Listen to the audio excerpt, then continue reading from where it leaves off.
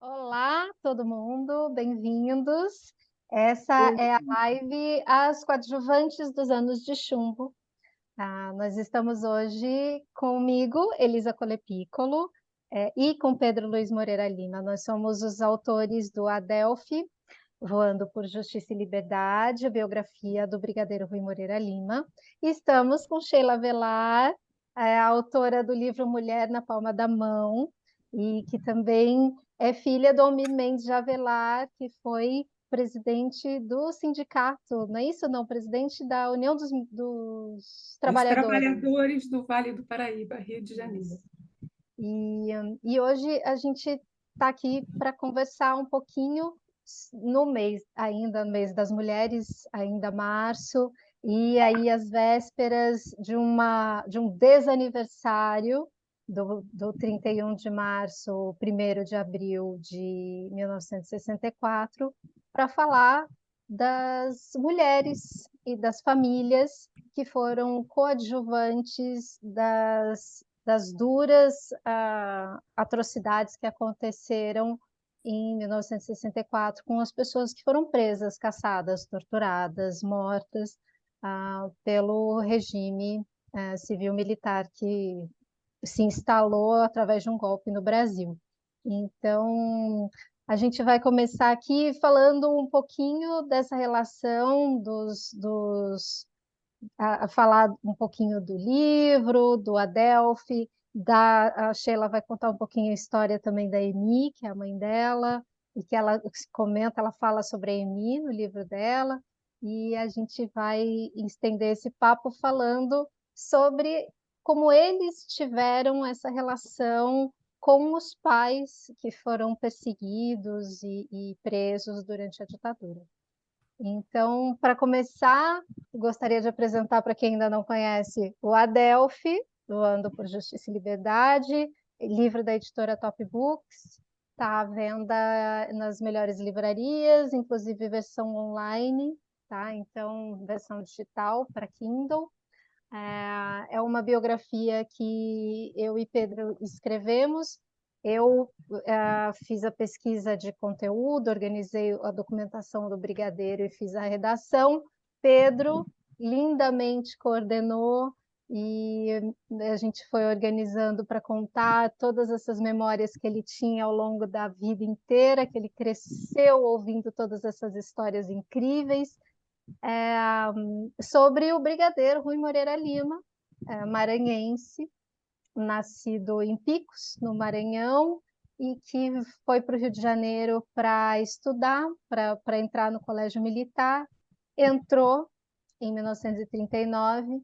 Quando fez o ingresso, seu pai, que era então juiz no Maranhão, mandou uma carta para ele que ficou famosíssima no meio militar, porque é uma carta onde ele diz que os militares devem respeitar os civis, o militar armado não pode nunca se impor sobre o povo desarmado, e mais uma série de outras orientações de civilidade, de justiça, de democracia.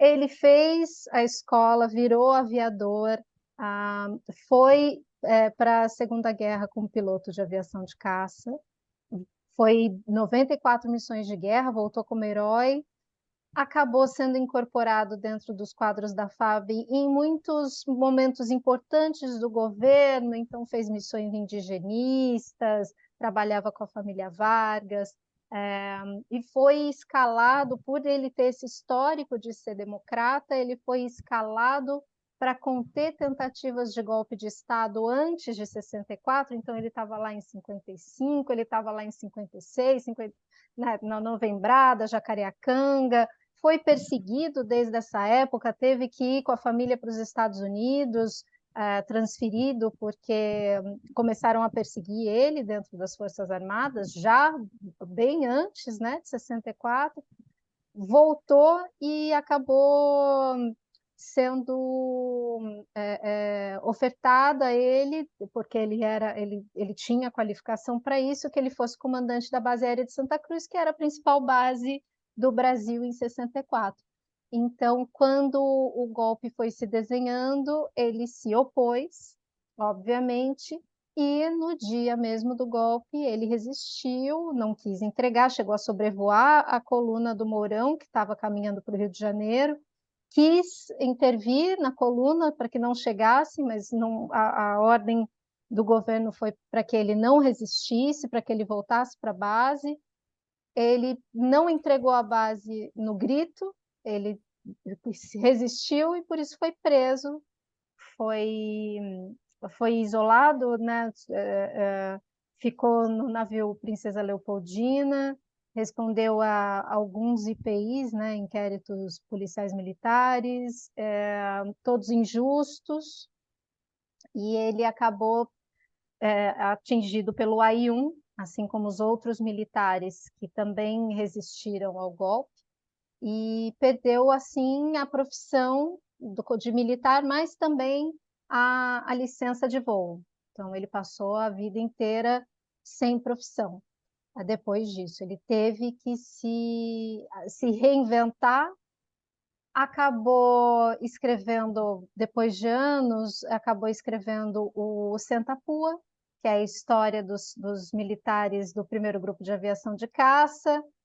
Era um amante incondicional da Força Aérea, então, por mais que ele fosse uma pedra no sapato dos golpistas, ninguém conseguia se livrar dele e acabaram voltando aos poucos a recebê-lo, ele e os outros que foram afastados, mas nunca oficialmente, nunca foi anistiado oficialmente. O governo até hoje tem muita dificuldade de lidar com a questão dos processos dos militares caçados, e e isso, claro, toda essa trajetória, porque um homem com 45 anos, que estava em topo de carreira, de repente perder sua profissão e ser preso, e isso tudo impacta muito fortemente na família, né? E aí a gente tem uma personagem que é a base aqui da nossa live de hoje, que é a dona Julinha, mãe do Pedro, esposa do Rui, que foi uma mulher muito forte. Os dois se conheceram muito jovens, casaram muito jovens, ela era companheira dele da vida inteira, e, e foi muito forte.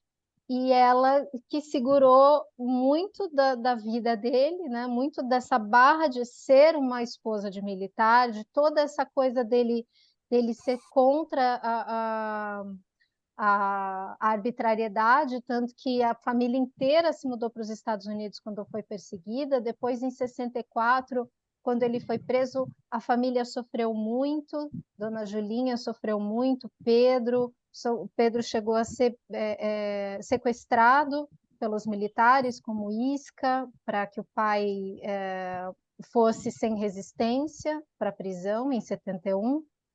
Então, é uma situação realmente muito complicada, essa situação de como respinga nas famílias dos perseguidos, por mais que eles não tivessem envolvimento direto com nenhuma questão política. E aí a gente começa quero primeiro perguntar para Sheila, já que eu já introduzi um pouco a história da Dona Julinha, eu quero aproveitar e perguntar para Sheila sobre a Dona Emi e o seu Almir, como era a relação deles, como foi a vida do seu Almir e Almair. Almair, Almair Mendes de Avelar. Almair, como era. Almair, meu nome é Sheila Avelar. Então, conte Então, para a gente, Sheila, como é que foi essa... Sheila. Então, vamos lá. O livro Mulher na Palma da Mão é uma série de crônicas. Ele abre com um poema concreto, fecha com um poema concreto e uma matéria sobre a conquista das mulheres através dos tempos. Eu convoquei essa live, que o Pedro prontamente concordou, e a Elisa, para que nós falássemos dessas mulheres, né?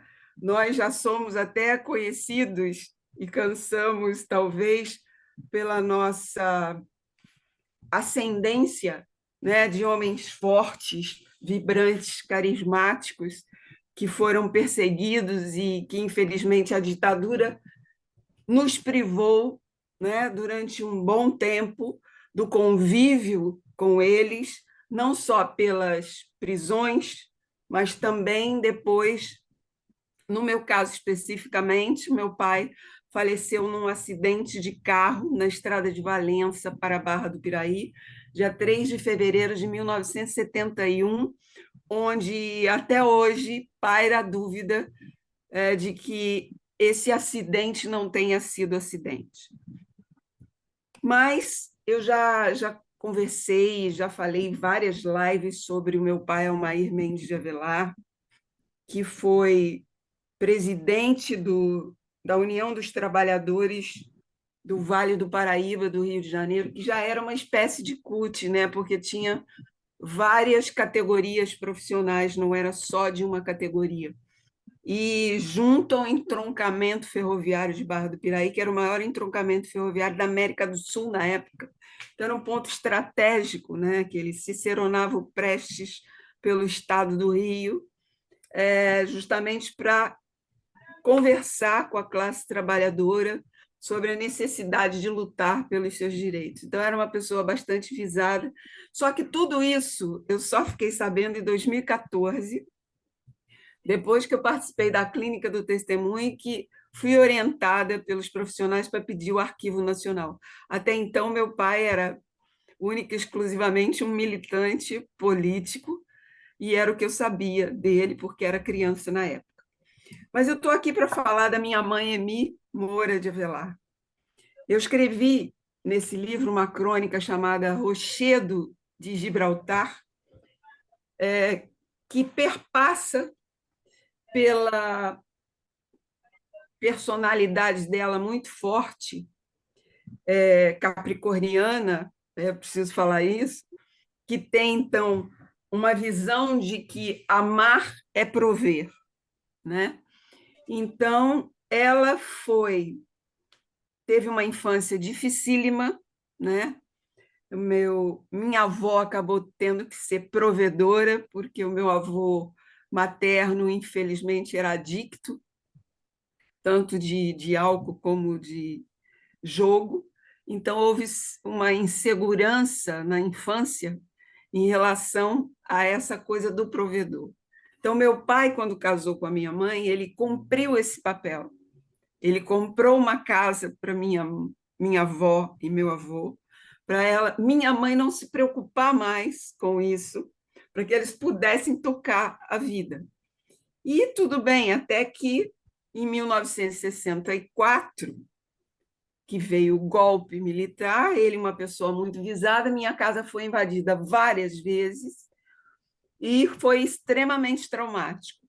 Extremamente traumático porque, felizmente, nenhuma das vezes ele estava. Então, toda aquela truculência veio em cima da gente. Eu no quintal, brincando, aquela figura contra o sol, né, de um militar fardado com uma arma na minha cabeça. Então, durante muito tempo, para eu desconstruir que ele não estava ali para me matar, foi um trabalho muito complexo. E eu acho, e fiz muita questão de fazer essa live com o Pedro, sendo filho de um militar vitimado também pela ditadura, é para mim uma redenção, porque durante muito tempo, quando eu via um jipe do Exército, um caminhão do Exército, um soldado da Polícia Militar ou alguém fardado, eu simplesmente desmaiava. Que a tensão daquela imagem que ficou impressa da pessoa fardada com uma arma é que a qualquer momento, qualquer pessoa que tivesse farda iria me fazer mal.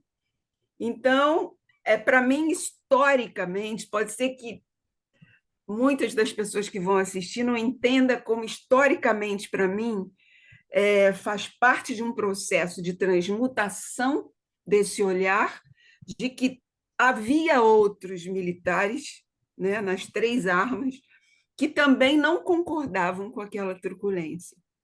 Então, nesse momento, eu estou fazendo uma espécie de renascimento e ampliando o olhar com, vamos dizer assim, ampliando a minha perspectiva, né, que eu tinha de criança em relação à farda, né, de uma forma amistosa, amigável e de sororidade, né, porque assim, eu e Pedro nós não nos conhecemos pessoalmente. Eu nunca dei um abraço no Pedro, nem na Elisa. Nós nos conhecemos virtualmente, né? Nos aproximamos por conta do grupo de filhos e netos, de outros companheiros que não eram filhos e netos, mas militantes que são amigos comuns. Então, veio a pandemia, quer dizer, tudo isso, né, agravou e aumentou o distanciamento, que foi apenas físico. Nós temos muitas identidades. O Pedro é uma pessoa sensibilíssima. Ele fez a gentileza de comprar o meu livro, ler e opinar, deu seu depoimento sobre o livro, muito emocionado, que também muito me marcou, porque essas histórias se aproximam, né? Por exemplo, esse livro não é sobre a ditadura.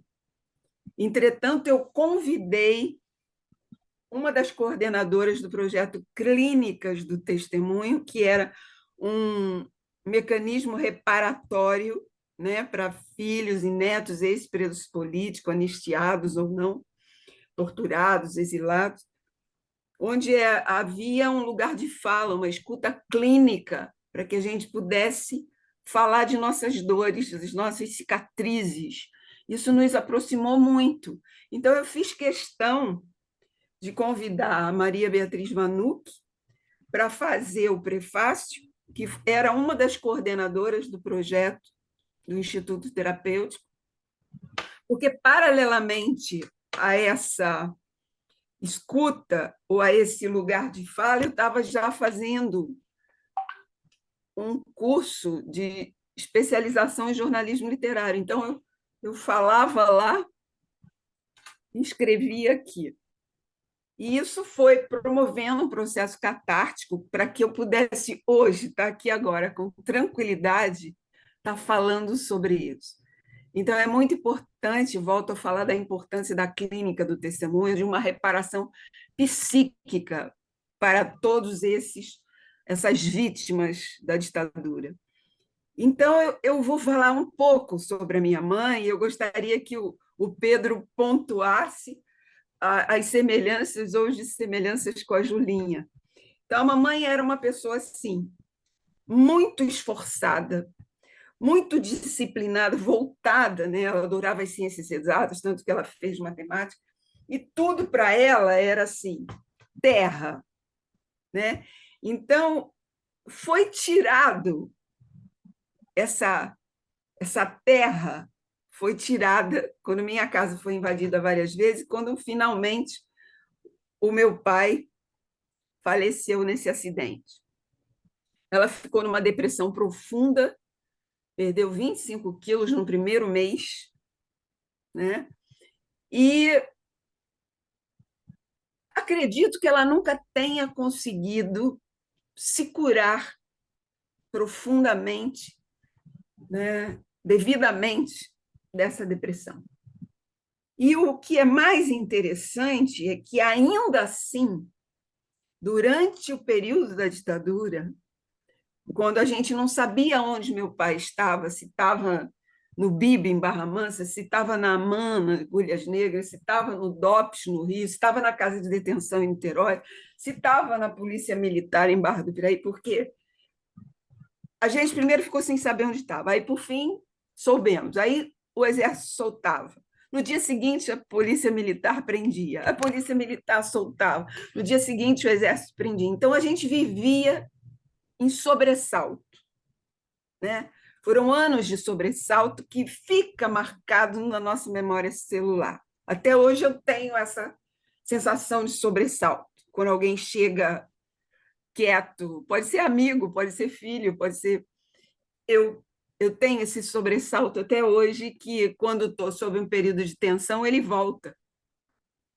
E a minha mãe, ainda assim, ela foi atrás de advogados, corremos o estado do Rio inteiro, os melhores advogados, para saber onde estava.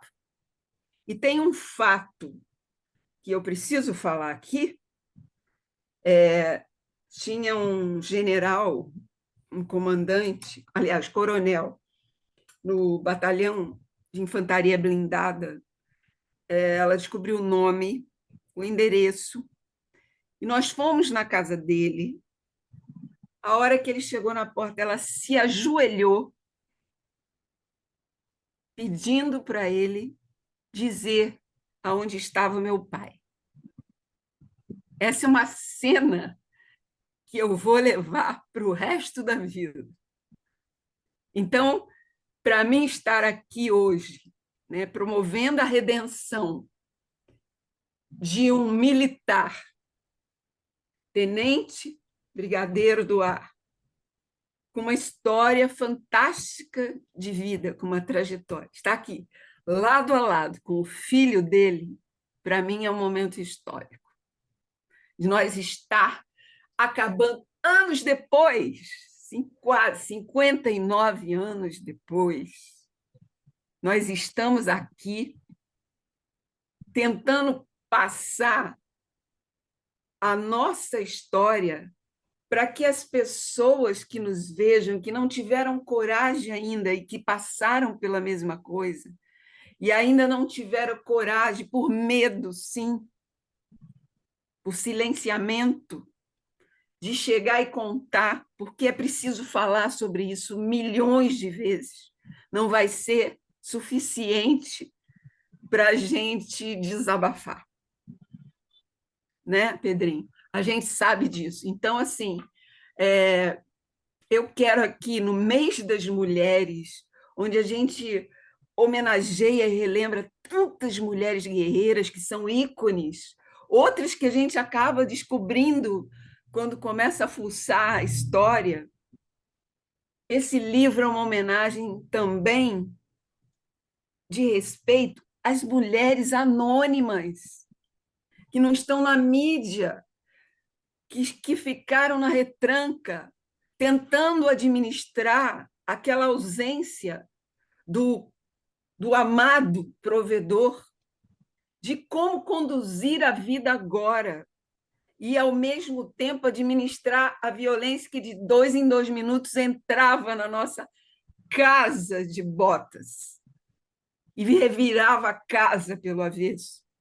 Então, em um determinado ponto, eu, que tinha tremenda afinidade com meu pai, de cabeça, de companheirismo, eu perdi o pai, o irmão, o amigo, o camarada, né? E eu tive que fazer o papel de mãe dela, porque toda aquela estrutura da terra tirou a raiz. Eu tive que administrar a minha dor e tentar não deixar ela ir também. Quantos anos você tinha, Sheila? Em 64, eu tinha 9, ia fazer 10 em novembro, né? Muito jovem. Então, aquela transição de pré-adolescência, tudo isso foi travado, porque a violência estava ali, né? E ela, por sua vez, também era muito intempestiva e qualquer coisa ela me batia, porque ela não tinha onde descarregar, né? Então eu cresci achando que ela era injusta. E depois eu fui me amadurecendo com muita terapia e tal, tentando entender o impacto da vida sobre ela. E depois, mais tarde, né, porque a minha mãe morreu com 86 anos, eu não vi o meu pai envelhecer. Meu pai morreu com 44, né? Então, eu não sei como ele seria com 80, com a mesma idade, né? E aí ela teve um problema de degeneração da mácula, eu trouxe ela para morar comigo, porque eu sou filha única. E mais uma vez eu virei mãe. Mais uma vez era eu que tinha que estar lá. E era uma coisa engraçada que eu sempre falava isso. Nenhum de vocês, né, nem ela, nem minha avó, nem minha tia, dependiam de mim financeiramente, mas dependiam de mim emocionalmente. E ela falava isso várias vezes. O que para mim era uma honra, porque ela tinha muita dificuldade de se expressar, até para dizer eu te amo, porque talvez isso fosse um sinal de fragilidade que ela não podia se permitir lá atrás. Percebe? Então, acho que nesse momento aqui, eu quero, em nome da minha mãe, Emi Moura de Avelar, em nome da Julinha, mãe do Pedro Luiz, homenagear todas as mulheres que foram coadjuvantes, que não eram militantes, mas que foram obrigadas a achar alternativas para sobreviver, meio à violência, meio ao silêncio, meio ao medo. E, claro, homenagear também aquelas que também eram militantes, foram torturadas e mortas, as exiladas, né? As mães, as filhas, e os filhos também. Mas eu queria, particularmente nessa live, trazer a história dessas duas mulheres que foram obrigadas a ser provedoras e encontrar meios de sobreviver por conta dos filhos. Sim. E Pedro, Certo? conta para gente um pouquinho. O seu microfone está desligado, Pedro. Liga aí para gente, por favor. Isso, Tá bom, tá ligado agora? tá ligado. Ok. É, Lá conta embaixo para está gente, aparecendo. conta para gente então um pouquinho da Dona Julinha. Bom, com esse depoimento que a Sheila falou, balança, balança e balança muito, né? Tô aqui, ah, respirar um pouquinho para poder falar. Nós nunca tivemos nossa casa invadida, ameaçada sim. Em 1961, com a renúncia do. Quando o João Goulart voltou, mas assumiu uma junta militar, que eram os ministros da Marinha, Exército e Aeronáutica, que eram chamados os três patetas, que eram patetas mesmo. Foi feita uma tentativa de assassinato do meu pai. A intenção era sequestrar ele lá de casa, de Copacabana, na Rua Pompeia, provocar o pai realmente reagiria, eles matavam. Essa era a intenção. Não se sabe quem foi essa ordem, que deu essa ordem, mas sabemos que foram. Quer dizer, eu agora não posso afirmar, mas eu tenho quase certeza que foi na época o Burnier, o pessoal de Jacareacanga, menos o Major Veloso, que o Major Veloso jamais faria uma tal indignidade. Bom, a mãe conheceu o pai, ela tinha 12 anos, foi até muito engraçado, porque foi uma prima do meu pai que conhecia a família da minha mãe e apresentou os dois. Aí minha mãe perguntou ao pai, meu pai tinha 16 anos, para 17 anos. Ele chegou, o que você pretende ser? Aí eu pretendo ser militar. Ah, que besteira. Vai ser integralista. Eles marcham tão bonitos, que tem um uniforme bonito. Quase acabou todo tipo de romance lá. Eu não quero, não. Ela é muito boba.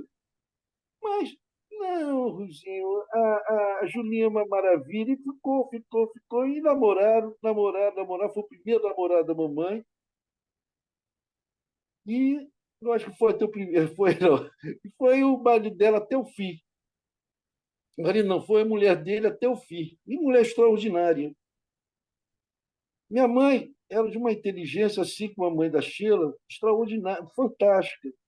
Ela tinha uma capacidade de cálculo que era um troço impressionante. Eu sou economista, eu não conseguia entender como ela podia calcular juros compostos de cabeça.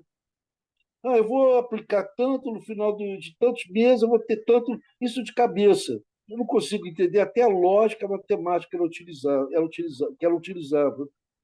Ela seria, sem dúvida nenhuma, uma cientista.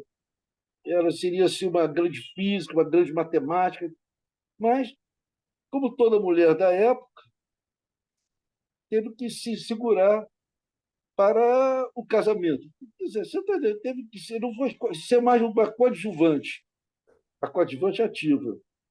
Ela participou todo momento de guerra do pai, inclusive quando o pai estava na fase na Bahia, serviu na base de Salvador da Bahia, foi a mãe que fez entrava na base e fazia a organização das missões que os caras tinham que fazer. Uma mãe que fez, uma mulher que não era oficial nem nada.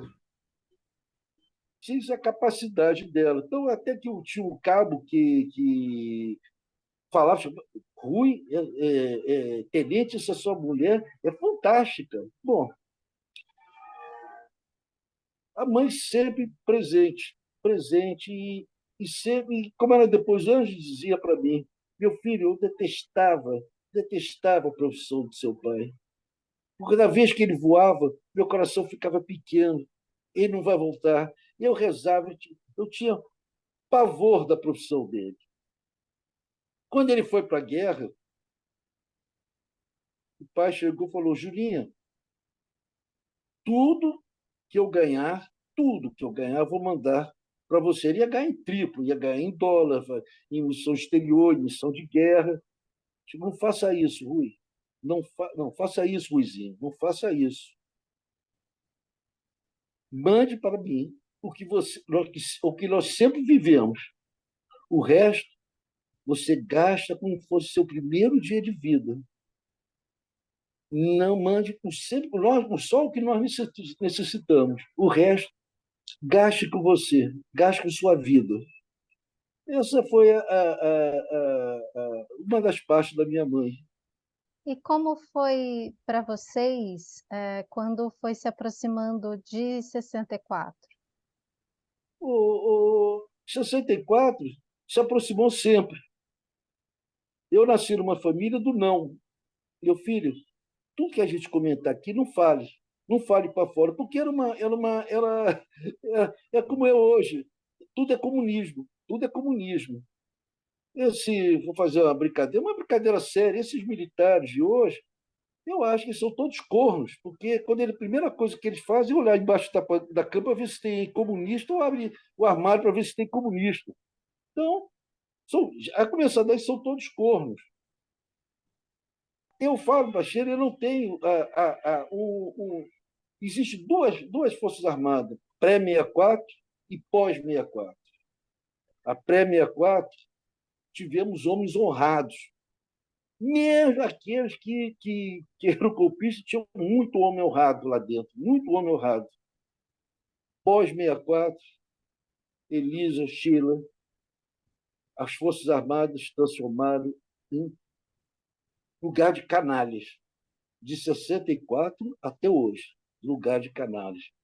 Quando meu pai foi sequestrado, eu fui sequestrado junto com ele, eu fui para o DOI-CODE, passei 5 horas dentro de uma sala escura, nada me aconteceu, eu não me torturaram, só o medo. Só o medo que se soubesse que se me chamasse, eu ia entrar no pau. E meu pai foi torturado 3 dias. E nós saímos atrás dele. Onde está, onde está, onde está? Até que o meu tio, que foi à guerra também, foi pela febre, foi gravemente ferido em Montese, e era amigo do general Cisano Sarmento. E o tio arranjou um encontro com o Cisano Sarmento, aquele Duque de Caxias, aqui no centro da cidade. Vamos lá. Quando chegamos, o oficial era major, ajudante de ordem do general, bem vestido, cara forte. Minha senhora, nós sabemos da visita da senhora, em que eu posso ajudar? Ele estendeu a mão para ele.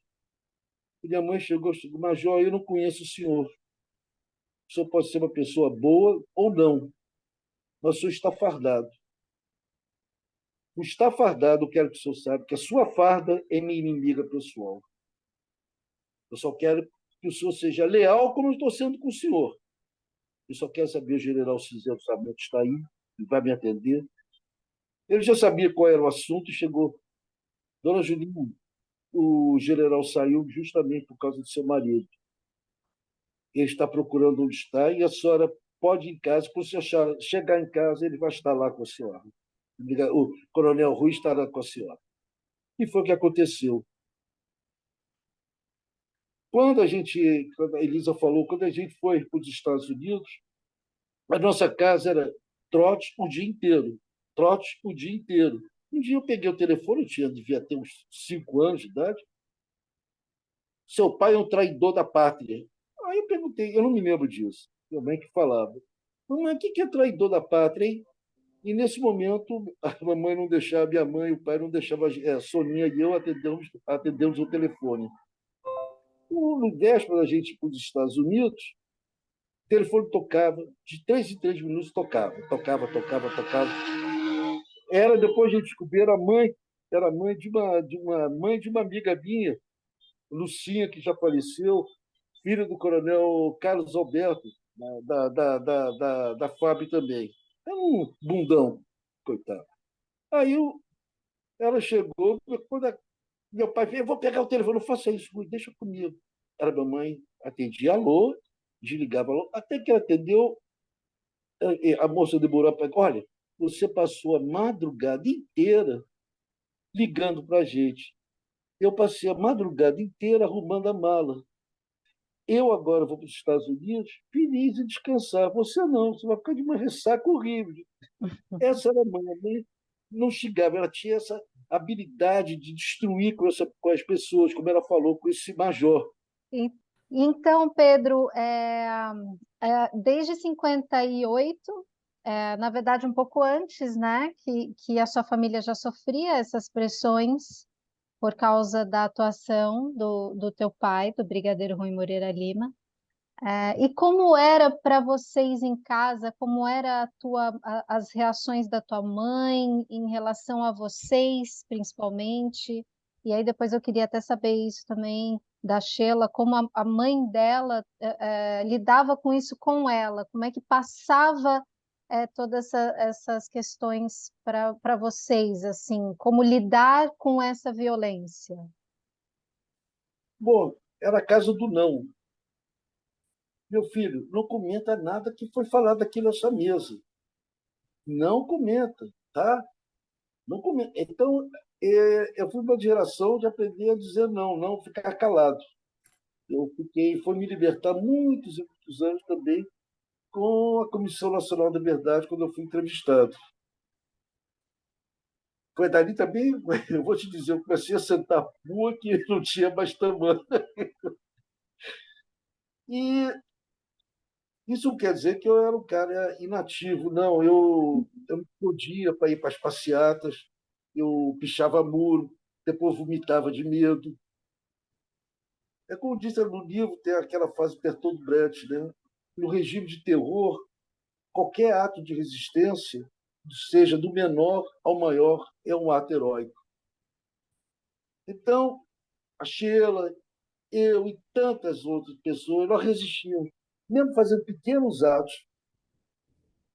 Eu não quis dizer que eu vou me considerar heróico, não, mas hoje eu tenho orgulho de ter cometido esses pequenos atos de resistência. A mãe tinha muito medo, o pai também tinha muito medo da gente. E um fato engraçado, naquela a Praça do Rio, a praça que, vou falar até um troço que é racista, mas é chamada Praça do Paraíba, onde tinha aquela igreja, era um lugar onde se reunia os playboys na época. Todo mundo tinha lambreta. Então, quando a gente passava de carro, por lá, minha mãe tapava o olho da minha irmã, que tinha 13 para não cair não cair na tentação. Mas isso era bem típico da dona Julinha. Ela tinha chamado dona Julinha porque ela perdeu o pai dela, que era o Júlio, meu avô, que eu não conheci, lógico, muito pequena. Então, ela se considerava uma certa criança que era culpa da morte do pai dela. Então, ela detestava o nome dela de Júlia. Então, ela obrigava as pessoas a chamar de Julinha. Tanto é que, quando ela escrevia o nome no cheque, era Julinha. E ai, Sheila, ai, ele chamasse ela de Júlia, o pau ia cantar. Ah, é. E E Sheila, cantava, né? E ó, me, como cantava. e me conta como era essa tua relação, porque antes de 64, você já tinha alguma ideia? Sua mãe já passava alguma coisa para você em relação à É atuação do totalmente seu diferente do que pai? era. Não, eu via Totalmente. sempre ela falando assim, porque ele participava de muitas reuniões, e na minha casa, todo fim de semana, ele falava assim: eu vou trazer uns amigos para almoçar, ele vai ter a música do Chico Buarque, né? Estou trazendo uns amigos para almoçar. Mas, assim, quando você fala, não, alguns amigos, tipo 3, 4, né, no máximo, o papai chegava com 30 pessoas, aí eles faziam lá feijoada, um dia era peixe, outro dia... E ficavam o dia inteiro, né? Então, aquilo me intrigava, porque, assim, eu cresci, né? Tenho até que falar esse dado, que menina, imagina, naquela época, não se falava em feminismo. Mas eu, com 5 anos de idade, eu convivia, que eram todos homens, né? E eu convivia com aqueles homens naturalmente, como eu faço isso até hoje, as pessoas estranham, porque tem até essa coisa, né, do jogo da sedução. Eu falei, como assim seduzindo? Sabe assim, porque eu me considerava um par, iguais. Então, eu custo a identificar se tem um outro tipo de interesse, porque para mim eu estou ali com os amigos.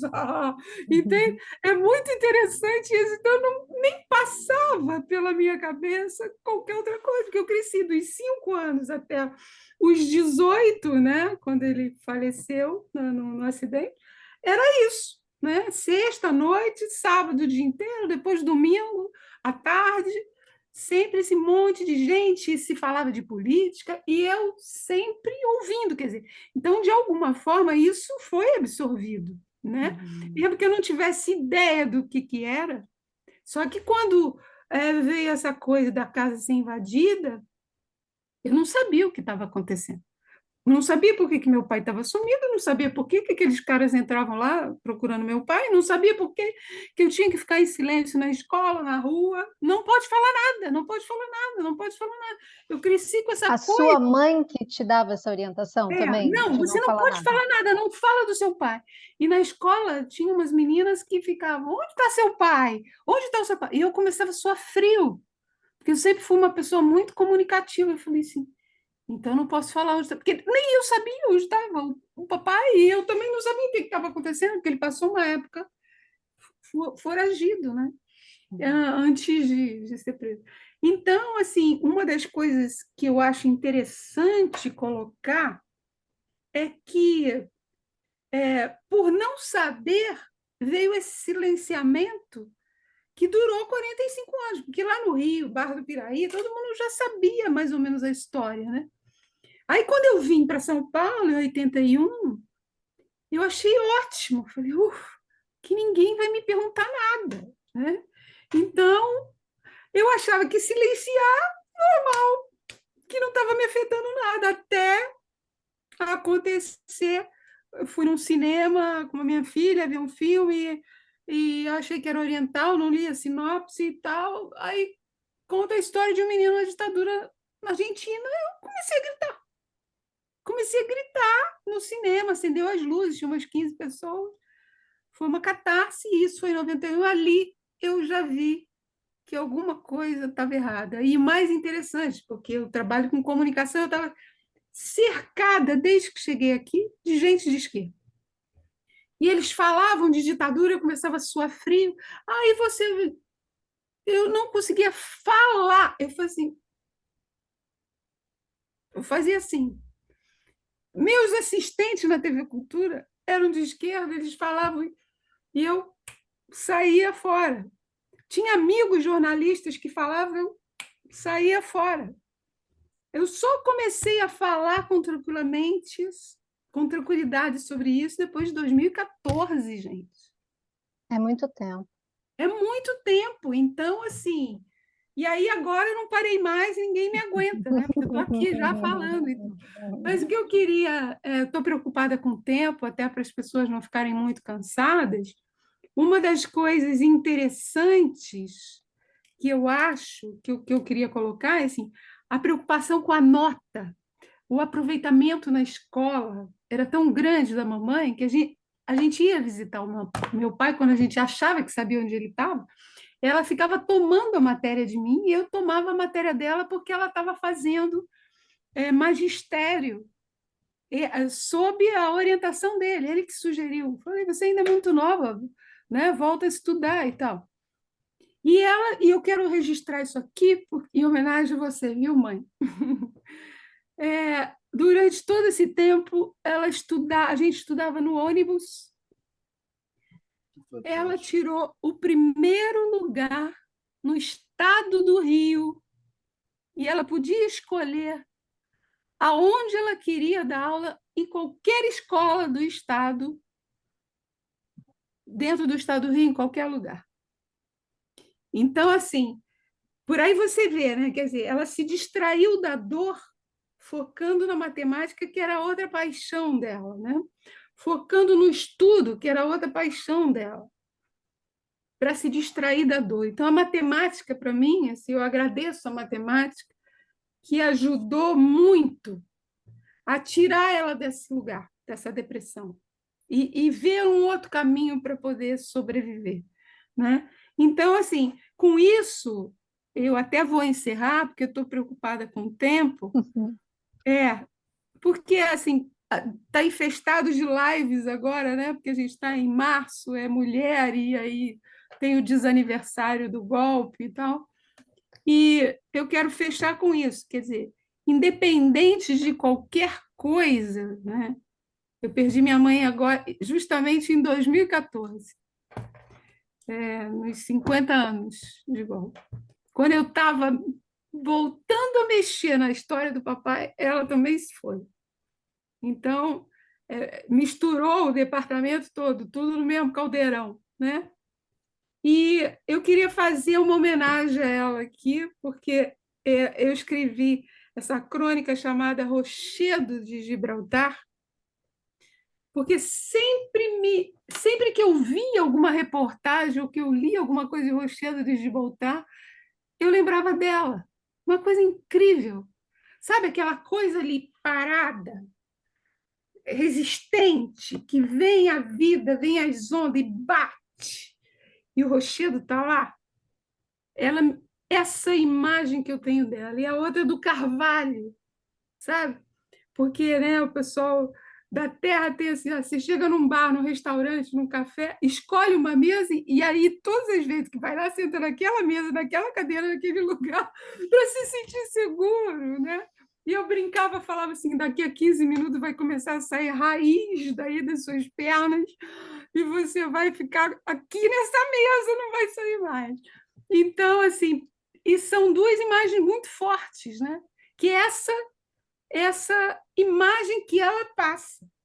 Entretanto, eu sabia como era o interior do rochedo, aonde estava a entrada do rochedo, aonde estava o oco do tronco do carvalho, que nunca foi preenchido. Talvez tenha sido minimizado quando a minha filha nasceu. Tanto para mim, que ficou um buraco, né? Quando meu pai morreu, que eu só consegui preencher quando a minha filha nasceu. E eu acredito que a minha filha trouxe isso também para minha mãe, para minha avó, né? Uma nova vida, alguém que pudesse amar incondicionalmente, com liberdade, numa outra fase mais madura, né?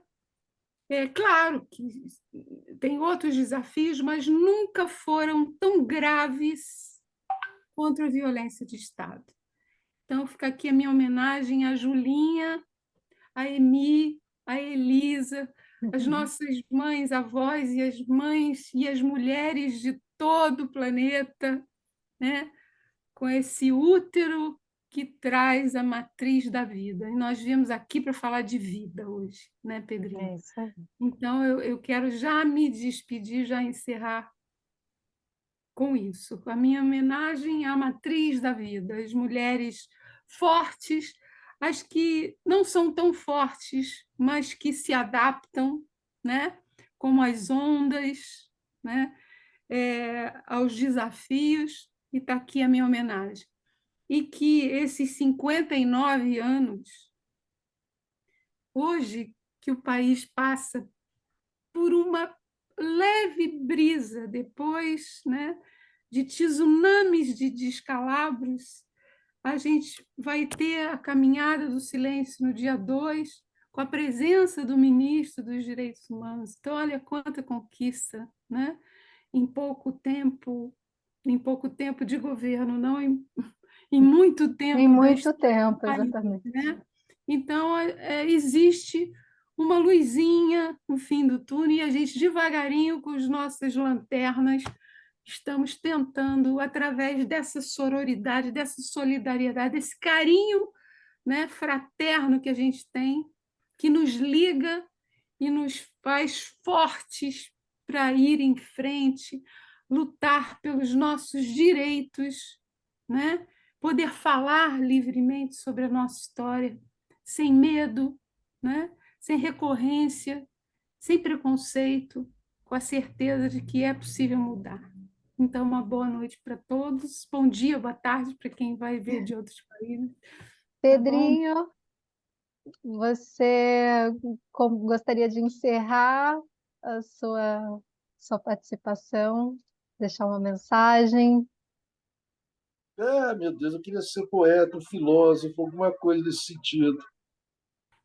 Eu só sei dizer o seguinte: o pai e a mãe foram de uma importância enorme para mim e para minhas irmãs. E foram um exemplo também para muitos. Um detalhe pequeno, muito pequenininho, mas foi de uma importância. Minha mãe chorou, se emocionou, mas não se emocionou apenas com a morte do papai, não. Quando o pai faleceu, a aeronáutica queria enterrá-lo no mausoléu lá dos militares, dos oficiais da aeronáutica, ali no São João Batista. E meu pai disse assim: não, quando eu morrer, eu quero ser enterrado junto com minha filhinha Verinha. Depois eu quero ser enterrado junto com minha mulher, a Julinha. Minha mãe, quando chegou, ela achava que ele ia para o mausoléu. Aí eu disse: não, mãe, ele vai ser enterrado junto com a Verinha. Teu pai quis isso, a minha mãe chorou. Oh, teu pai era muito grande. Que honra ter sido companheira dele. Ele também diria: que honra ter tido você, Julinha, como minha mulher. Então, essas mulheres, você está incluído. Você está incluído, Elisa. É como eu disse, um ato de resistência não precisa ser grande. Precisa somente resistir. E resistir ao terror é um ato heróico, é um ato muito bonito, é um ato. Eu quero também dizer, terminar de dizer, eu sei que é duro. Existem duas Forças Armadas, pré-64 e pós-64. Essa de pós-64, todo oficial fardado. Eu não conheço, não preciso dizer, sabe quem é o oficial, mas está de farda, ele é meu inimigo pessoal. A farda é meu inimigo pessoal. Porque eu nunca vi uma força armada chegarem a um papel tão baixo, tanta canalice, tanta covardia, inclusive chegando ao cúmulo de traficante de droga, traficante de ouro e contrabandista de joias. Poxa vida! Quer dizer, eu termino dizendo que não são forças armadas, não são mais forças armadas, são forças armerdas brasileiras com B minúsculo e com Z maiúsculo. E a vocês todos, homens e mulheres que resistem, continuam resistindo. Minha admiração, meu respeito. Eu sou muito pequenininho perto de vocês, mas eu espero um dia, sei lá, É isso aí. legal também. Então, para quem assistiu, Detalhe, homenagem à minha mulher Jussara, mulher fantástica, companheira fantástica, briga comigo, mas briga pelo bem. Porque eu sou muito, muito desligado, muito realmente, muito. E eu esqueço as coisas, eu deixo a panela aberta, deixo a geladeira aberta, tomo bronca. Nem essa bronca que eu tomo. então, para quem assistiu, muito obrigada. Estamos à disposição. Vamos deixar na descrição do vídeo os contatos de e-mail da Sheila, do Pedro, meu. Então, quem quiser mandar mensagem nos comentários, A gente agradece muito e a gente espera realmente que esse vídeo, que essa conversa, esse bate-papo ajude a ilustrar um pouco da riqueza que é a participação das mulheres, das famílias na resistência pela democracia, pela liberdade, pela justiça, que a gente não perca isso nunca. Como o Pedro falou, qualquer pequeno ato é importante. Então, agradecer muito a Sheila, ao Pedro, a quem assistiu, e a gente se vê na próxima. Valeu, Elisa, até mais. Elisa, Tchau. Elisa, Elisa, Alguma só coisa, Paula? um Ah, adendo de todas as mulheres. Adelphi! Adelphi! O amor, sim. Até mais! Até Tchau. mais.